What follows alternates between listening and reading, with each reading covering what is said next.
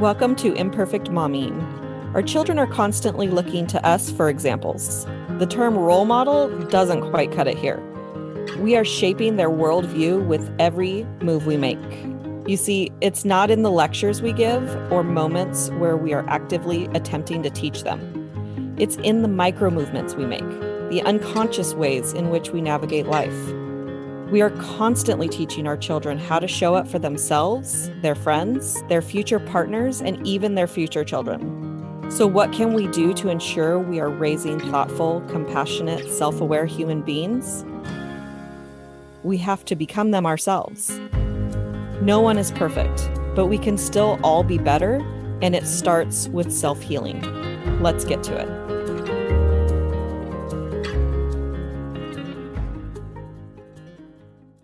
Welcome back to Imperfect Momming, and we have a very special guest today. Michele, welcome to Imperfect Momming. Thank you so much for having me. I'm super excited. So tell us a little bit about who you are and what you do. Mhm. Sure. Well, I am a motivational speaker and an empowerment coach. I work with women who are starting out on their rediscovery journey, women who are in their midlife awakening, um, any woman that's lost herself in motherhood or professionalism, climbing the ranks, or just hit that oh shit moment in her life. Like, what do I do? I'm feeling a lack of purpose. So I help these women kind of find their way, rediscover themselves, what makes them happy, so that they can live a more fulfilling and unapologetically authentic life. Key. And what I love about what you do is right before you said it, I thought, losing moms who lose their identity inside motherhood, and then you Mhm, expanded on that, where it's not just motherhood, it's not the only place we lose our identity. mhm. Um, and my personal thought behind that is that we we don't really teach like figuring out and knowing who you are. It's not Mhm. like a conversation that's really talked about. So we believe that who we are is these are part of these hats that we wear. Exactly. The narratives that we're raised with or, taught along the way, or society teaches us, social media, all those should be's. This is how I should be if I want to be like that. And that's what I love to break through. I love talking about those taboos and what those mindset blocks look like and smashing through those. Um, but you're right. Like no one talks about it. And you know, like I found myself in a place of like not knowing where to go, and I felt super alone, and couldn't talk to my friends because they were all trying to live this perfect persona life, and I couldn't talk to my husband either. So I found myself really grasping for straws, trying to find anything or anyone that I might feel aligned with to discover who I was. And so it's super important to me, and I'm very passionate about helping other women so that they aren't feeling alone, or I must be the only crazy one out there, or why am I feeling this way? I have my family and my kids. I should be so grateful and blessed, but I'm so unhappy at the same time. Do you think that social media contributes to the the idea of I'm living this perfect life, or do you think that it is also showing the flip side where like where it my life isn't perfect? Like I do Mhm. see people who are on social media that are I'm going to use a word complaining about their lives. And if we're complaining about our lives, then we obviously don't think that it's perfect. So Mhm. I guess my real question is, where did you go when you Mhm. had this list of I don't have anybody to talk to? So where did you start? Yeah. So I started at the time YouTube was a big thing. It was like before podcasts started making their way. So I started looking for outside influencers with YouTube channels. Um, and just I'm a firm believer in listening to my intuition. and I'm very sensitive to people's vibes and whatnot. And so I would just kind of scroll through, and if something resonated with me, I'd be like, okay, subscribe. Let's check this person out. Let's check this person out. And books. And Mm. that's really what the only resources that I had to go off of. So I started looking for outside sources that had a foundation of self-care, self-love, and empowerment. Because when you strip it all down and you're in this moment of like, who am I? Why am I not happy? You really got to bring it back down to the basics. And that's going to be self-love and learning to love yourself and putting yourself first. And we know as moms, that is the most challenging thing of our life. Is to realize somehow we managed to fall to the bottom of the totem pole. And now all of a sudden, we've got to start setting boundaries. We got to start saying no without feeling guilty, start saying yes with feeling shame, like all these things that are so freaking hard to do. And it all starts with learning to love yourself in order to put yourself and your needs before others. Yeah. But I do think like social media, I think like people are really good about putting on a front. And um there's people that complain about their life and stuff like that. And to me, that brought negativity into my space. So I stopped following people that would just bitch and complain about their life, but there is no solution. Like, I'm all about being authentic and like, wow, so this was a morning I had with my kids, and it's not necessarily complaining, but it's been like, everyone's got to have them, I'm not the only one. And so I'm going to have the courage to put it out there because it'll resonate with someone else.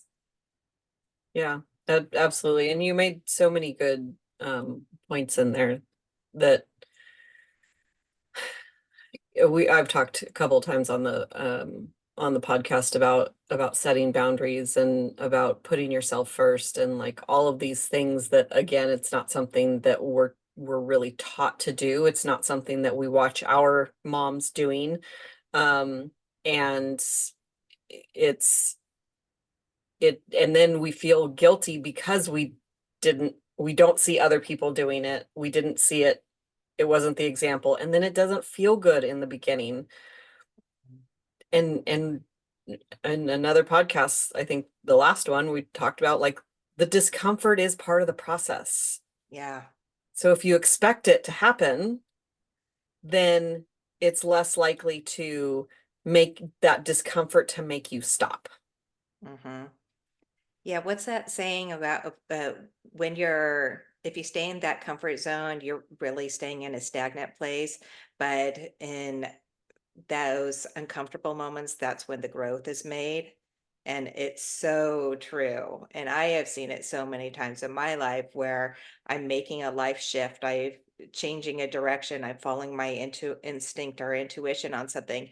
And there's always resistance.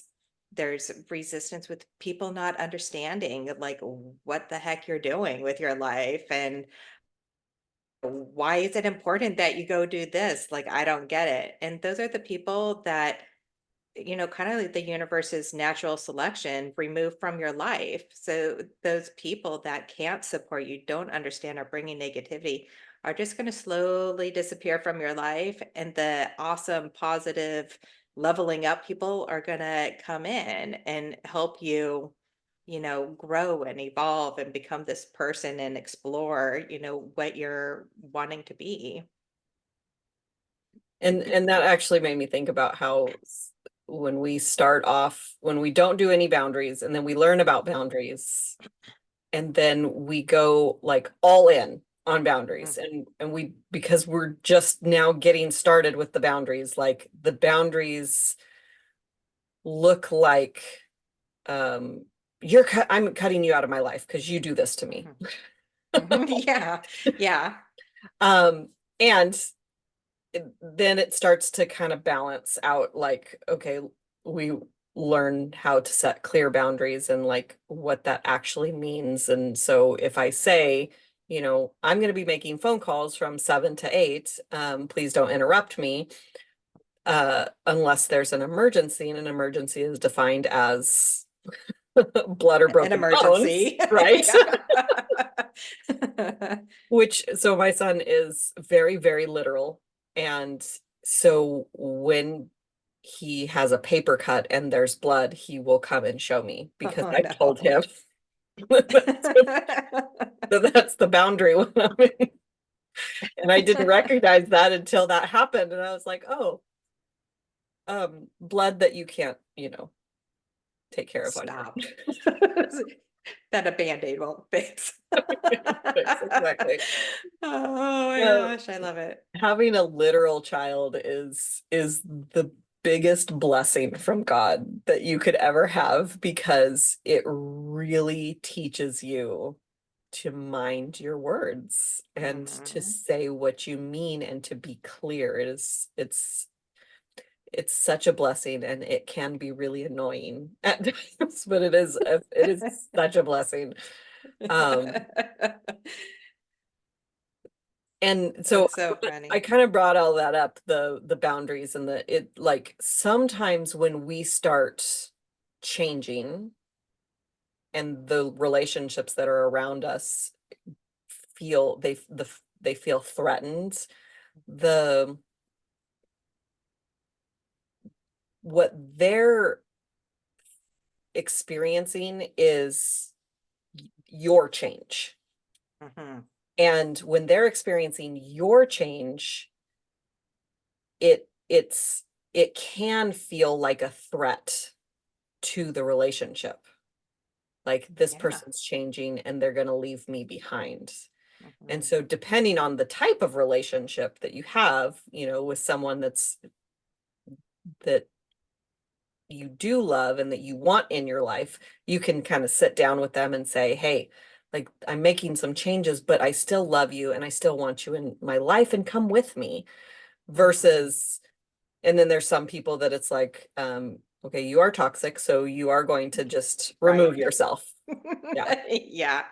Yeah. I'm really glad that you brought that up, and I was listening to your words, and it's like I could have spoken them myself, because um I like to touch on that this rediscovery and putting yourself first isn't all rainbows and butterflies.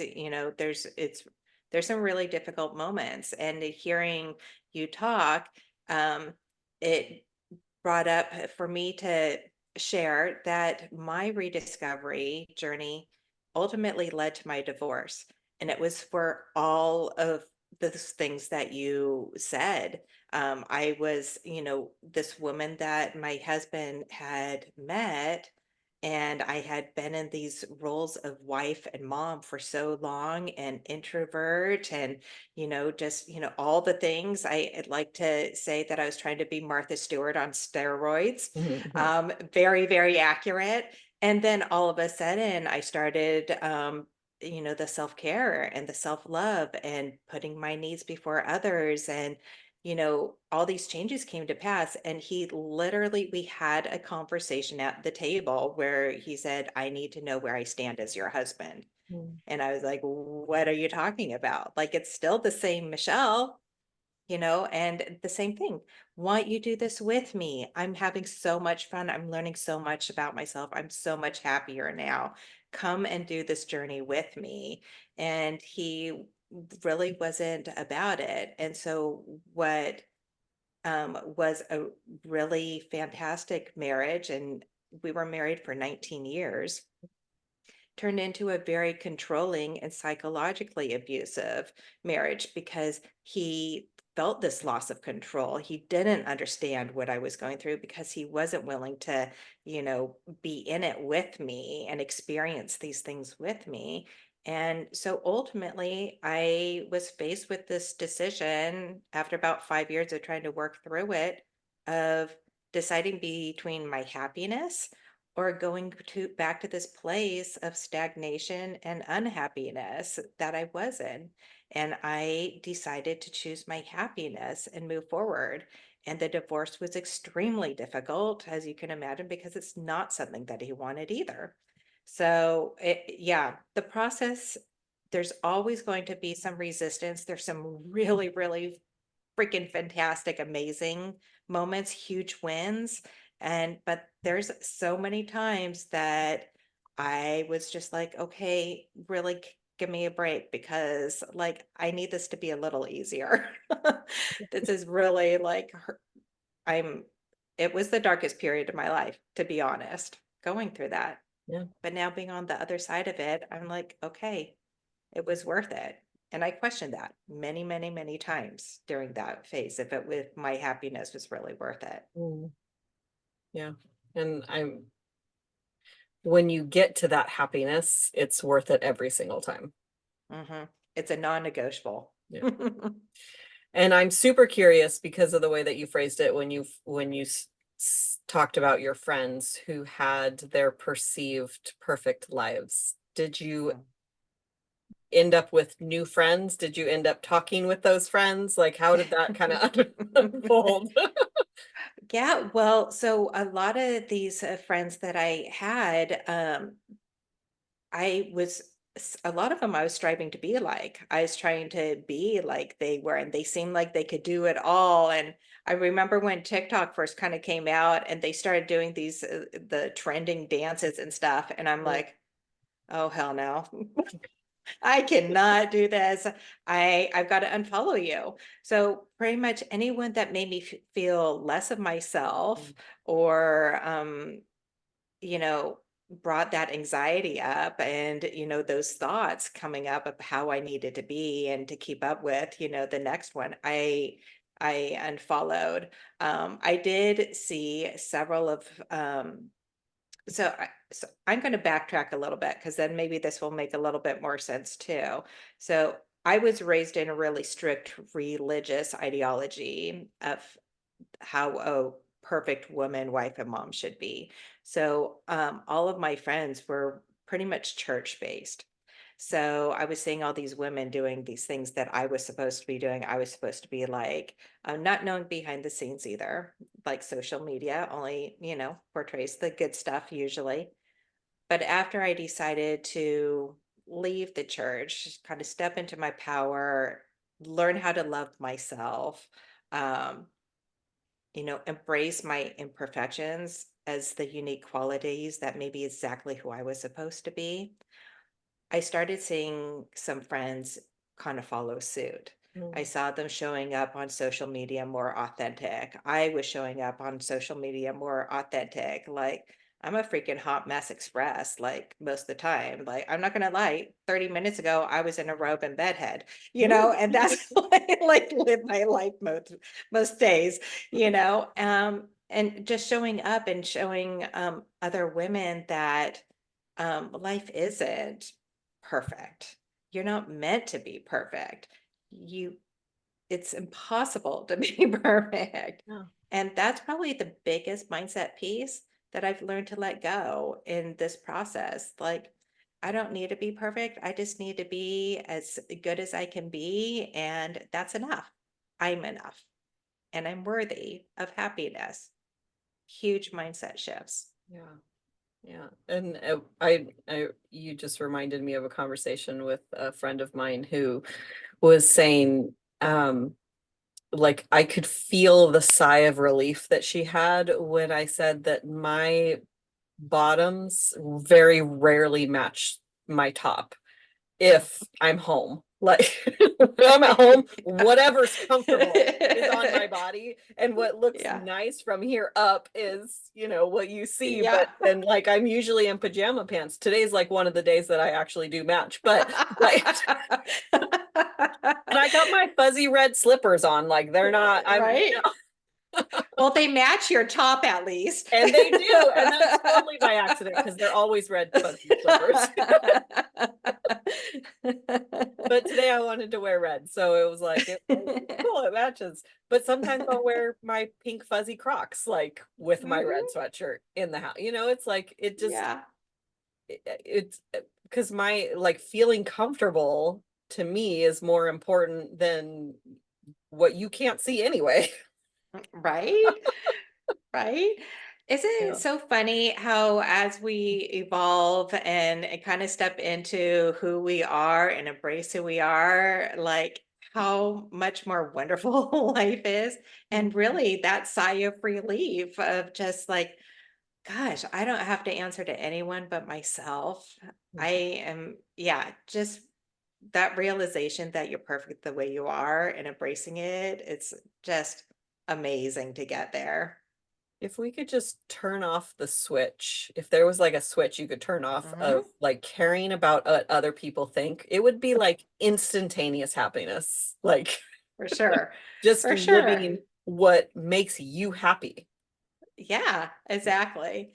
I've been talking with some girlfriends, and this is how often I show up in my robe. They're like, Michelle, you should make it part of your branding. I'm like, well, I'm like, I don't want everyone to know that I'm a hot mess like 95% of the time. But then at the same time, I'm like, I need to take some professional pictures. I'll take some nice professional pictures, and then I'm gonna take some pictures in my robe. And my husband's like, yeah, and you're like little like turban head towel thing you do, like it'll be perfect. I'm like, because that's me. Why not? And living authentically is like amazing. I just got on Mel Robbins' email list, Mm. and she emailed a photo where she's snuggling her dog and she's in bed, and I'm fairly certain that there's a towel in that picture. Like it's real. It's like this, Yeah, especially post COVID, yeah. most of us that don't work outside of the home, we don't get Mhm. dressed. Mhm. Spoiler alert. Yeah. Yeah. I literally will like I'll go from robe to sweats to drop off the baseball bags to my boys at school, No. But yeah, there's no shame in my robe game. Right. The only time that I get dressed to take my son to school is if I know I'm getting out of the car, like, because Mhm. occasionally I'll go into the office. But if I know I'm going to go into the office, then I'll, look a little more presentable. But but again, you can't see below the steering wheel. So Right. it's just, Oh my it gosh. is, I try to be sensitive. I don't want to embarrass him specifically, but,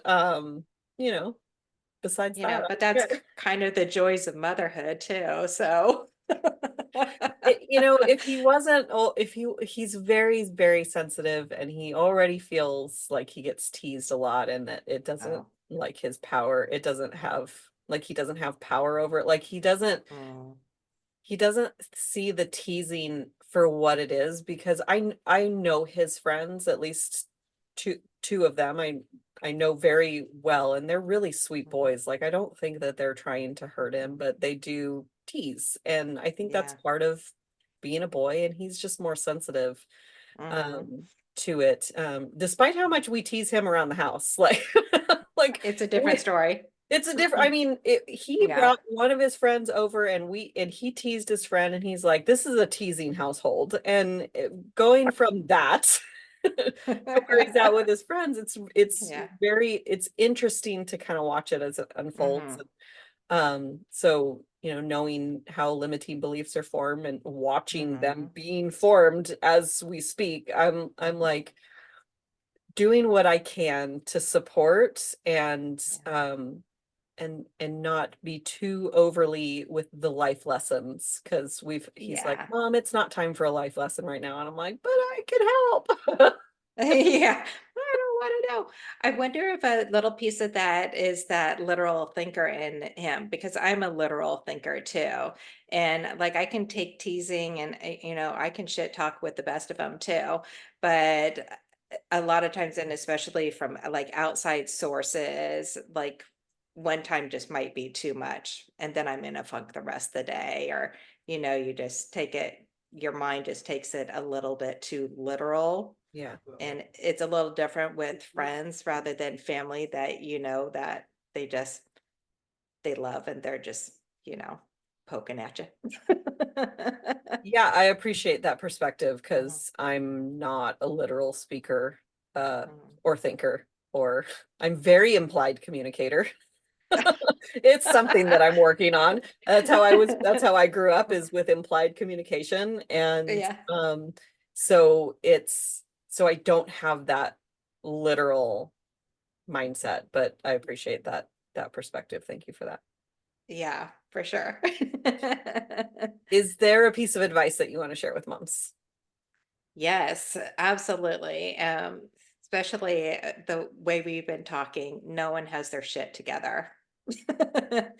And it's okay to not have your shit together, and no one expects you to have your shit together. Um, Besides that, like the happiness piece, and I know it's really difficult. I have 4 kids, and I know it's super difficult to find a moment in your day that you can take out for yourself. And we oftentimes, as women, are like, okay, this year I'm going to spend 15 minutes a day reading a book, or I'm going to make sure I take 2 hot baths a day or a week. And really, sometimes those goals are just so big and not sustainable in the chaos that we live in with our families and all the things. So bringing it way down to find little ways to bring happy into your daily routine, whether it is lighting your favorite scented candle, to have a little zen in your room or in the house as you're cleaning or doing your things, or doing a spritz of that special occasion perfume when you go out, putting on some Mhm. lip gloss, making you feel a little bit more like a woman. Um, for me, chocolate is what it's about. I have my secret chocolate stash in my freezer no one knows about. And then once I get the kids done, I'm done momming, I'm done with the dishes. I can unwind. I have my little piece of chocolate in the quiet of my home, and that brings me some happy. And sometimes it's as little as that. So finding the super small things to bring happy into your daily life, that's sustainable. And those little baby steps will grow into larger steps. And and that's really how this journey of putting yourself first is begins with these little itty bitty steps, and they go into bigger things. And next thing you know, you're in the gym or taking a sushi class, or, taking a pole dancing class. I mean, why the heck not? Right? The universe, the galaxy is the limit. Yeah. So start with small itty bitty steps, little ways to bring some happy into your day, putting your needs and your happiness first, and then grow them into bigger things. It will come naturally. Yeah. And I'll piggyback off of that and just kind of tie the two together with the being a hot mess and happy. I think that there's this thought, this like idea that we have to have our life together in order to be happy. Yeah. But it's most like, I believe happiness is like moments of happiness spread, and the more moments of happiness that you create and acknowledge, the happier you're going to be. Hmm. So you're talking about creating these happy moments, like creating Yeah. these moments for yourself and doing things that you love, that feel good to you, and adding more and more and more as Hmm. much as you Hmm. can. And I actually at one point I reframed doing chores that I didn't enjoy doing, and I reframed it from, ugh, I have to do the dishes or the laundry again, to Hmm. like, I'm actually serving and loving my family by doing these chores, because my fiance's love language is acts of service. And Mm, so I'm doing these things that he doesn't like, and I'm loving him in the process. yeah. And it made me, I don't hate doing the laundry anymore or doing the dishes. And Yeah. there's times where I'm like, it's okay for them to sit there for a moment. Like, I don't Yeah. have to do it right this minute. They Hmm. can, like, it's still time is my, I have a thing with time. Like, if it can take a short, if it's something I don't enjoy, but it only takes a short amount of time, it's okay. And the dishes with a dishwasher working, which I am very Yeah. grateful for my dishwasher working, Yeah. takes less than 5 minutes. I've timed it. Like it takes 5 minutes. It's Yeah, yeah, exactly what you said. Like, take the pressure off, and find rethinking things is huge. And you're so right. And I serve my family in the same way, same capacity. I was just thinking, I used to joke around how much I love seeing the vacuum lines in the carpet. That Mhm. brings me joy. I Yeah. like to smell my house clean and fresh, and even though it's a workout or whatnot, if you are listening to a podcast, if you're listening to your 80s R&B, whatever brings you joy in the process too is huge. So multitasking too and rethinking the way your outlook on things is big. So not only you bring happy bits in your life, but then you start looking at ways to bring positivity into, and it just increases. There's no way you can't attract it. Right. And is there a book that was instrumental in your personal development journey? You mentioned books Mhm. earlier. Oh, yes. The book, The Universe Has My Back, or Has Your Back, by Gabby Bernstein, was huge. In fact, it was one of my mottos through my divorce. The universe has my back. The universe has my back, and I deserve to be happy.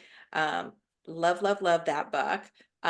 If you're not so much woo, my other favorite book is A Tribe Called Bliss by Lori Harder. And that's key in well, like we were talking about, the people that have served their purpose that can't support you will disappear, and you'll end up finding your tribe that does support and help you level up into your best self. Mm. I love that. And I'm all the woo, so it's all good. Well, I appreciate you being here. Where can our listeners find you? Yeah. Best place to connect with me is on Instagram. My handle is Fiercely Authentic Coaching. Please, please, please slide into my DMs and say hi. I love chatting it up with the women in my DMs and supporting where I can. It just everything excites me. So please don't be shy. I want to know what you're up to. Say hi. Love it. And yeah, thank you for being here. And for pouring into our guests. And there's the one other Yeah. thing that I wanted to note that you said earlier, that you're an introvert who does motivational speaking. And for me, introvert and shy are kind of synonymous, and I know they're two separate things, but it, those like you introvert to motivational speaker. Let's just acknowledge that. I'm telling you, I'm like, I used to be that girl in elementary school. If you called on me, I would turn beet red and feel like I was going to throw up. Yeah. And yeah, so really, I mean, gosh, people ask me all the time, have you found your purpose, Michelle? And I was like, you know what? I haven't found my purpose, because to say that I have found my purpose was to say that I've stopped evolving. And I Mm, sure as heck have not stopped evolving. But I mm, know I'm well on my way to finding my purpose, mm. and evolving into public speaking and sharing my story and empowering women um, was one of those intuition pushes, one Yeah. of those gut things like Yeah. you need to get out there and do it. So here I am. I'm going to go take a nap because all my energy, the introvert bit, I'm like, Uh-huh. oh. But yeah, it's really fantastic when you open your heart and your mind and you start trusting the universe and trusting that you have a purpose and learning how to love yourself Mm, along the way. It's amazing what doors open up to you. I love that. Well, thank you again. And there will Mhm. be another episode of Imperfect Momming for you all coming next week. And until we meet again, keep healing. Bye, guys. Thank you for tuning in to Imperfect Momming. It's time for us to step up and realize that our power is not in trying to shape our children. Our power lies in shaping ourselves into the people we want our children to model themselves after. Don't just do it for your kids. Do it for yourself. When you become a more self-aware, compassionate, and confident person, you and everyone around you benefit. For more information about me and my work, visit AlysiaLyons.com. That's AlysiaLyons.com. See you next time.